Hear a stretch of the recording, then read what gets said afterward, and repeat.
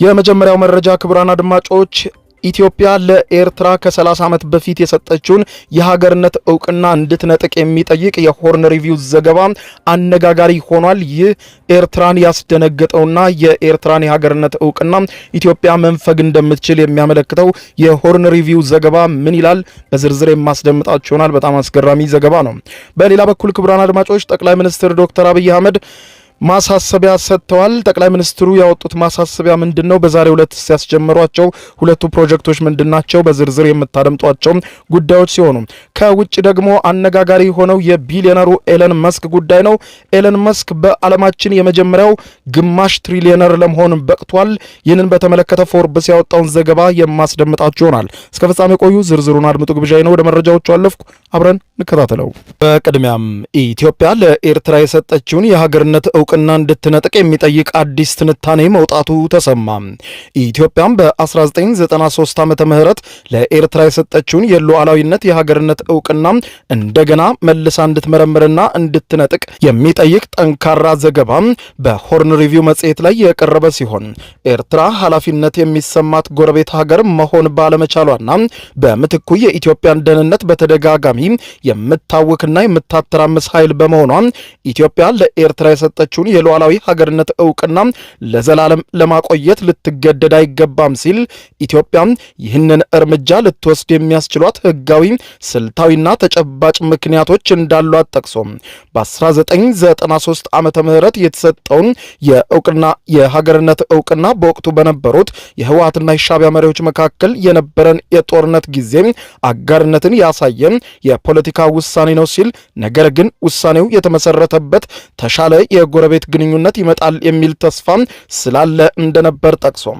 ከ30 ዓመት በኋላም ቢሆን ሙሉ በሙሉ ስህተት መሆኑን መረጋገጡን አስታውቋል። ሆርን ሪቪው በትንታኔው አያይዞም ኤርትራ የኢትዮጵያን የልማት ፍላጎቶች ከማደናቀፍም አልፋ የኢትዮጵያን ተጽዕኖ ለመገደብ የባህር በር ምኞቷንም ለማጨለም ከግብጽ ጋር ከመሰለፍ ወደ ኋላ አላለችም ሲል በመክሰስ አንድ ሀገር የሰጠውን የሀገርነት ዕውቅና ማንሳት በዓለም አቀፍ ሕግ የተለመደ መሆኑን የጠቆመ ሲሆን የሀገርነትን ዕውቅና መስጠት ሉዓላዊነትንና እንዳስፈላጊነቱ የሚወሰን እርምጃ እንጂ ቋሚ ወይም የሚሻር እርምጃ አይደለም ሲል ዓለም ከታይዋን ይልቅ የቻይናን ህዝባዊ ሪፐብሊክን ዕውቅና መስጠቱን እንዲሁም የምስራቅ ጀርመን ዕውቅና መሰረዙንና ሌሎችም የወደቁ መንግስታት ዕውቅናቸው መነሳቱን እንደ ምሳሌ በመጠቆም ኢትዮጵያም ለኤርትራ መገንጠል ፈቃዷን የሰጠች እናት ሀገር በመሆኗ ያ ፈቃድ የተመሰረተባቸው መነሻ መርሆች ሲጣሱ ውሳኔውን በድጋሚ መመርመርና የበለጠ ህጋዊ መሰረት እንዳላትም ጠቁመዋል። ኤርትራ አንድ ሀገር ለመባል የሚያስፈልጓትን መሰረታዊ መስፈርቶች ማሟላት ተስኗታል ያለው ይሄው የሆርን ሪቪው ዘገባ በማያባራ የግዳጅ ውትድርና ጭቆና ምክንያት በሚሊዮኖች የሚቆጠሩ ዜጎች በተለይም ወጣቶች ሀገሪቱን ጥለው እየተሰደዱ ነው። እንዲሁም ሀገሪቱም በህገ መንግስት ማትመራና ከ1993 ዓመተ ምህረት ጀምሮ አንድም ምርጫ ያላካሄደች ተጠያቂነት የሌለው ወታደራዊ አገዛዝ የሰፈነባት መሆኗን በማንሳት ኢኮኖሚዋም በስደተኞች በሚላክ ገንዘብ በማዕድንና በግዳጅ ስራ ላይ የተመሰረተ ብቻ በመሆኑ እድገት የሌለውና የተዳከመ መሆኑን ሲገለጽ በተጨማሪም የሰብአዊ መብቶች ድርጅቶች ሪፖርቶችን በመጥቀስ ሀገሪቱም በዜጎች ላይ የምታደርሰውን ከፍተኛ የሰብአዊ መብት ጥሰትና በፍራጃይል ስቴት ኢንዴክስ ላይም ከፍተኛ ስጋት ያለባቸው ሀገራት ተርታ መሰለፏን እንደ ሀገር መውደቋን ያረጋግጣልን ብሏል። ሆርን ሪቪው ኤርትራ በኢትዮጵያ የውስጥ ጉዳይ ጣልቃ በመግባት በኢትዮጵያ ውስጥ ያሉ ታጣቂዎችን ትደግፋለች በማለት ገልጾ ከግብጽ ጋር ያላትም የጠበቀ ግንኙነት የኢትዮጵያን እድገት ለመግታት የታለመ ስልታዊ አካሄድ ነው ሲል ዕውቅናን ማንሳት ምሳሌያዊ ብቻ ሳይሆን ተግባራዊ ፋይዳ ያለውና ዲፕሎማሲያዊ ጫና ለመፍጠር የሚያስችላት እንዲሁም ኢትዮጵያ የባህር በርን በሚመለከት ድርድሮች ላይ ኤርትራን ጫና ውስጥ እንድትከት የሚያስችላት እንደሚሆን በመጠቆም ከዚህም ባለፈ የኤርትራን መንግስት ህጋዊነትን በማሳጣት ዓለም አቀፍ ድጋፎችን ኤርትራ እንዳታገኝ እንደሚያደርግ በማንሳት ለሉዓላዊነት ከተጠያቂነት ጋር የተያዘ መሆኑን አንድ ሀገር ሉዓላዊ ነኝ ሲል ለድርጅቶቹም ተጠያቂ መሆኑን የሚያሳይ መልእክት እንደሚያስተላልፍ አንስቶም በተለይም ኢትዮጵያ ለኤርትራ የሰጠችውን የሀገርነት ዕውቅና የተመሰረተበት የተስፋ መንፈስ ኤርትራ ራሷ አጥፍተዋለች ሲል ኢትዮጵያ እውቅናውን ለመንጠቅ ህጋዊ መብትም ሆነ ስልታዊ ምክንያት እንዳላትም አብራርቶ አስታውቋል። በሌላ ዜና ጠቅላይ ሚኒስትር ዶክተር አብይ አህመድ ማሳሰቢያ መስጠታቸው ተሰማ። ጠቅላይ ሚኒስትር ዶክተር አብይ አህመድ የኮሪደር ልማትን ሊያጣጥሉ የሚሞክሩ ሀገራት ስራችንን ለኛ ተውልን ሲሉ አሳስበዋል። ጠቅላይ ሚኒስትር ዶክተር አብይ አህመድ መንግስታቸው በአዲስ አበባ ጨምሮ በበርካታ ከተሞች የሚያካሂደውን የኮሪደር ስራ ለማጣጣል የሚሞክሩ ያሏቸውን ሀገራትና ቡድኖችን የተቹ መሆናቸውን ቢቢሲ ጠቅሶ እየዘገበ ሲሆን ጠቅላይ ሚኒስትር ዶክተር አብይ አህመድ የእናንተን ስራ እናንተ ስሩ፣ ይህንን ደግሞ ለኛ ተውልን ሲሉ አሳስበዋል። በዛሬው ዕለት ሐሙስ መስከረም 22 ቀን 2018 ዓ.ም ከሶማሌ ክልል መዲና ጅጅጋ ከተማ በቪዲዮ ባስተላለፉት መልእክት ላይ የኮሪደር ልማታችንን ለማጣጣል የሚሞክሩ ያሏቸውን ሀገራትና ቡድኖችን ማንነት ሳይጠቅሱ ባስተላለፉት መልእክት ይህ የኛ ስራ ነው ያሉት። የምንሰራው ነገ የልጆቻችንን መኖሪያ ነው። ታዲያ እንደዚህ ያለውን ድንቅ ስራ ለምንድን ነው አንዳንዶች የማይቀበሉት? በተለይ ራቅ ካሉ አካባቢዎች ያለ እንደሆነ በቃ ለአፍሪካ ለኢትዮጵያ ያ የጨቀየው ያላማረው ነገር በቂ ነው ብሎ የሚያስቡ ሀገራት፣ ግለሰቦች፣ ቡድኖች ብዙ ጊዜ በደስታ ያዩት። አንደኛ እነሱም ለጥያቄ እየመጣባቸው ነው። እንኳን እናንተ አፍሪካ እንዲያደረገ ነውና ለምን አትሰሩ የሚባል ጥያቄ አለ። በሌላ መንገድ ደግሞ ለኛ በቂ ነው ብለው የማሰብ ችግር አለ። ለእንደዚህ አይነቱ ጆሮ ውስጥ አያስፈልግም። ለኛ የጀንን የሚያስፈልገን የሚጠቅመንን እኛንም እናቀው የጀንን የሚያስፈልገንን ከኛ ላይ ለዜጎቻችን የሚያስብ ከኛ ላይ ለሀገራችን የሚቆጭ ከኛ ላይ የኛን ልማት የሚያስብ ኃይል አለ ብሎ መጠበቅ የዋህነት ነው።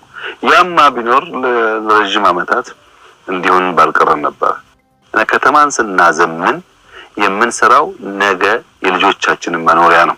በተያያዘ ዜናም ጠቅላይ ሚኒስትር ዶክተር አብይ አህመድ በሶማሌ ክልል ለሚገኙ የጎዴ ነዳጅ ማጣሪያ ፋብሪካ እንዲሁም የዩሪያ ማዳበሪያ ፋብሪካ መሰረተ ድንጋይ መጣሉንም አስታውቀዋል። በትናንትናው ዕለት ወደ ሶማሌ ክልል ጅግጅጋ ያመሩት ጠቅላይ ሚኒስትሩ በማህበራዊ ሚዲያ ገጻቸው ላይ ዛሬ ሐሙስ ባስተላለፉት መልእክታቸው የሁለቱም ፋብሪካዎች ግንባታ መጀመሩን ገልጸዋል።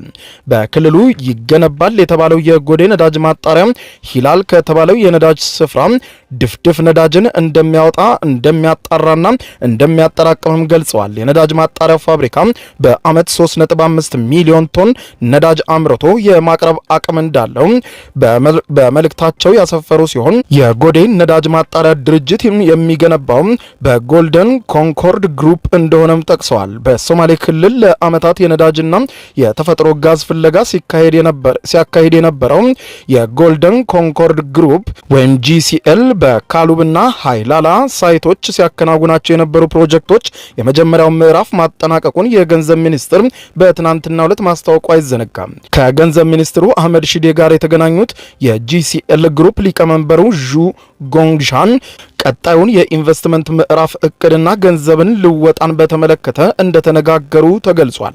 በቀጣይም ኩባንያው በነዳጅ ማጣሪያ ልማት እንዲሁም በድሬዳዋ ከተማ የብረት ማቅለጫ ማዕከል ምስረታ ላይ እንደሚሰራም አስታውቋል ተብሏል። በተመሳሳይ በዛሬው ዕለትም መሰረቱን የተጣለው የዩሪያ ማዳበሪያ ፋብሪካ ደግሞ የኢትዮጵያን ኢንቨስትመንት ሆልዲንግ እና ከዳንጎቴ ግሩፕ ጋር በመተባበር የሚገነባ እንደሆነ ጠቅላይ ሚኒስትሩ የተናገሩ ሲሆን ነሐሴ ወር ሁለቱም አካላት ግንባታውን ለማከናወን በተፈራረሙበት ወቅት ዳንጎቴ ግሩፕ የፋብሪካውን 60% ድርሻ እንደሚይዝ ኢንቨስትመንት ሆልዲንግስ ደግሞ 40% ድርሻ እንደሚኖረውም ተገልጿል።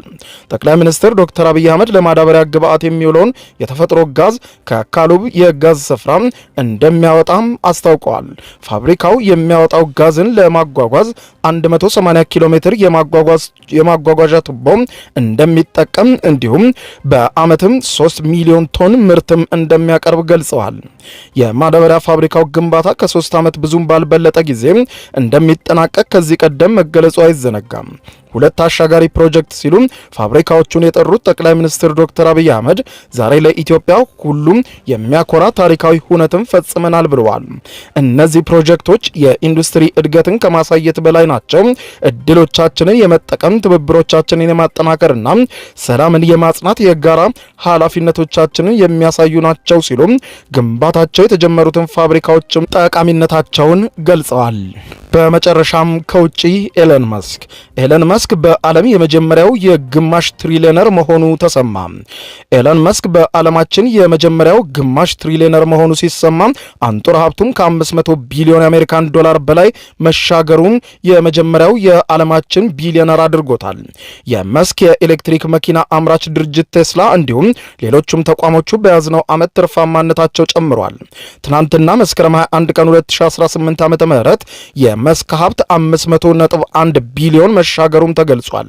የፎርብስ የቢሊዮነሮች ዝርዝር እንደሚያሳየው አምና የመስክ ሀብት 499 ቢሊዮን ዶላር ነበረ። ባለፉት ጥቂት ወራትም የመስክ አዲስ የሰራው የሰው ሰራሽ አስተውሎት ተቋም ኤክስኤአይ እና ሮኬት አምራቹ ድርጅት ስፔስ ኤክስ እንዲሁም ቴስላ ገቢያቸው ከመቼውም በላይ መናሩንም አስታውቋል። ኤለን መስክ ግማሽ ትሪሊየነር ለመሆን የበቃውም በቴክኖሎጂው ዘርፍ የሚፎካከሩትን ባለሀብቶች በመብለጥ ነው። በፎርብስ የቢሊዮነሮች ዝርዝር መረጃ መሰረት የኦራክል መስራቹ ላሪ ኤልሰን ሀብቱ ወደ 350 ቢሊዮን አካባቢ የሚጠጋ ሲሆን የዓለም ሁለተኛው ቱጃር አድርጎታል። ባለፈው ወር የኦራክል የገበያ ድርሻ ከ40% መብለጡን ተከትሎ የኤልሰን ሀብትም ከመስክ በጥቂቱ የላቀ ነበር። ኦራክል የገበያ ድርሻውን ከፍ ያለው አዲስ የክላውድ አሰራር በመዘርጋቱና የሰው ሰራሽ አስተውሎት አቅርቦት ስምምነትም በመፈራረሙ ነበረ። ኤለን መስክም በቴስላ ያለውን ድርሻ 12% ሲሆን በያዝነው ዓመት የድርሻ መጠኑን መጨመሩም ተዘግቧል። ክቡራን አድማጮች ለሰዓቱ ብታደምጧቸው መልካም ናቸው ያልኳቸው አጫጭር መረጃዎች የሰማችኋቸው ናቸው። ከሰዓታት በኋላ በሌላ መረጃ ተመልሰን እስከምንገናኝ በያለንበት የዓለም ዳር ቸር እንቆይ።